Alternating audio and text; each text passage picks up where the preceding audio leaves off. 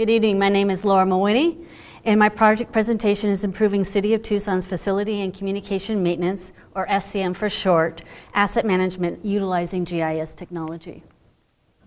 To give you a picture of the scope of work FCM does, here's a map of the parcels where FCM maintains city buildings.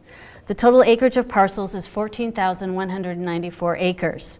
There are 588 sites in these parcels, and FCM tracks work done and how much it costs for these sites on a work order system. There are about 25,000 work orders per year in this system. The work order records provide a good picture of what has happened on a site, but it doesn't show where specific assets are located inside or outside the building. Displayed here is a list of the GIS benefits that I considered when developing this study. While working together on shutting down an evap cooler with a plumber last year, he mentioned that sometimes it's difficult to find shutoffs and cleanout valves. This is when a light bulb went off on my head. I later suggested to the 8 plumbers that we work together to address this problem. This is why the study's focus is on reducing time to find assets. Keeping this in mind, I designed this as an initial proof of concept study with 2 main objectives: create GIS data in-house rather than contracting it out, and see if we can quantify savings for one potential category. Here's my presentation overview. I will introduce the study area, discuss the current status of asset information, go through the data, methods, and results, review the conclusions, present the team members' comments, and finish with future considerations. The plumbers had limited amount of time to work on the study, so we refined the study area to one site, Reed Park Zoo. It was established in 1965, has close to 24 acres, and is located in central Tucson.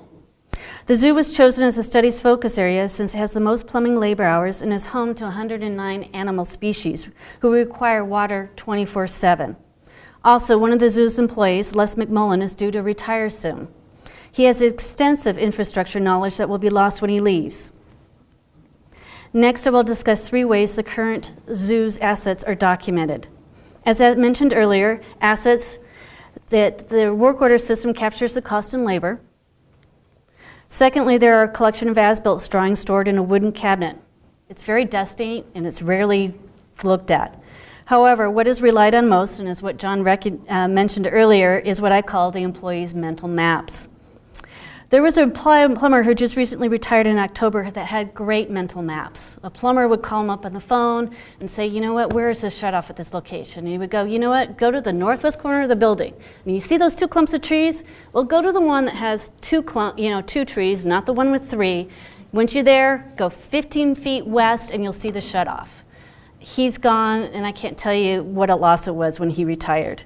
It's good that he retired and he's happy, but it's a loss for the plumbers. As mentioned earlier, there is a work order system that captures cost and labor. From here, and then second, oops, I just went off. Let me go back. I am off here. Data sources, employees' mental maps. There we go. Sorry about that. Here's a list of data sources used in this study. Shapefiles of water data provided by the city's water department in Pima County typically stop at the property's edge.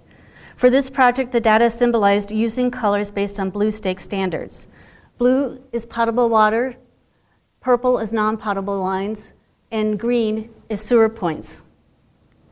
Non-spatial data from the work order system was used to find the percentage of work orders involved in finding shutoffs or cleanout, the total number of hours for each plumber worked, and the average annual number of work orders created for Reed Park Zoo.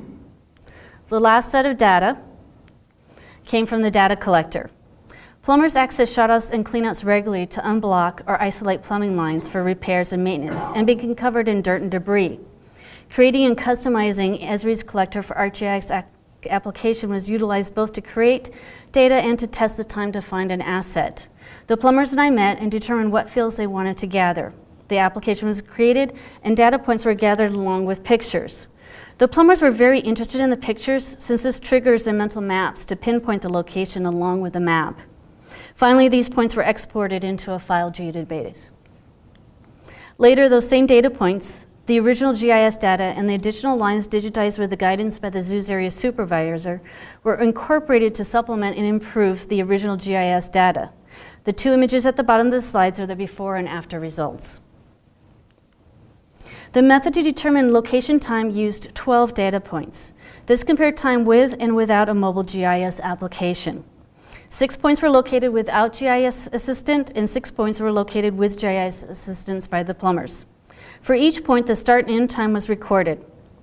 In addition to the time taken, other variables were documented to see if they had an impact on time. These were the number of service years with the city, the amount of labor hours each plumber spent at the zoo for the last 3 years, and if the plumber was familiar with the location of the asset. All data was extracted into Microsoft Excel spreadsheets for trends and comparison. The following are the results. In the next 4 slides, data points 1 through 6 on the left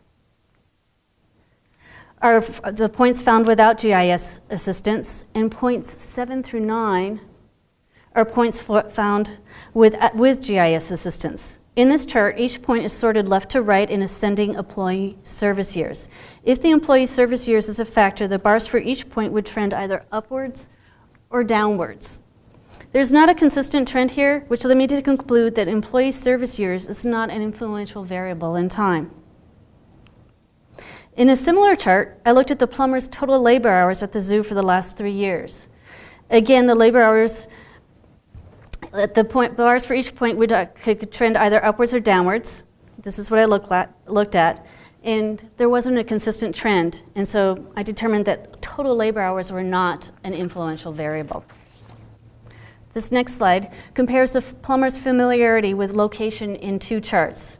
The 2 charts show the average number of minutes on a point-by-point basis. When I compared the overall averages, I saw that there is a decrease in labor time and percentage.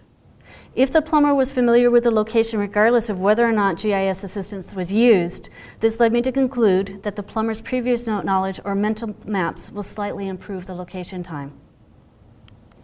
This is the last and final chart. Here, it represents the overall average number of minutes it took to find a shutoff or cleanout. The overall average time to locate a time without using GIS was 6.3 minutes and 3.6 minutes with GIS for a difference of 2.6 minutes. This is a 42% decrease in time to find a shutoff or cleanout. I examined 4 variables and determined that using GIS to speed up location time is a primary influencing factor and can be included in a cost savings formula without the other 3 variables. Here is that formula. The formula is the X percentage of average work orders times the average time saved in minutes times the labor cost per minute. The average number of work orders came from the work order system. To determine the average percent of work orders involved in finding a cleanout or shutoff, each plumber evaluated the last 40 work orders that they did at the zoo. The average percentage is 41.9%. Based on the 2.6 minute location time decrease, the average amount of labor time saved for each work order is 4.994 minutes. The labor cost per minute is $1.20. All these figures were plugged into a formula, and the annual savings for the zoo is $409, and for all the sites is $6,929. Based on these results alone, I wouldn't recommend going forward. However, this is a pilot study that doesn't capture all the potential benefits and savings GIS can offer. What I hope to illustrate is that there is a potential there and generate enough interest to get the green light from department leadership to do additional work. I will be presenting my results to the department leaders on January 5th. So, were the objectives realized? The first objective is creating an in-house process to create and/or improve existing GIS data.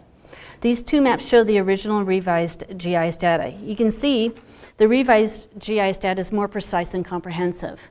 What I sort of noticed is here you have the original path on one of the borders of the zoo, and if you look here, you can see that we definitely have refined it, and of course you can see that there's a lot more non-potable lines.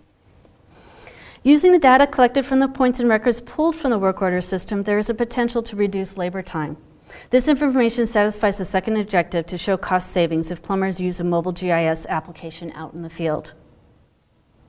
And as I mentioned, this study was implemented as a team effort between myself, the plumbing section, and Reed Park Zoo employees.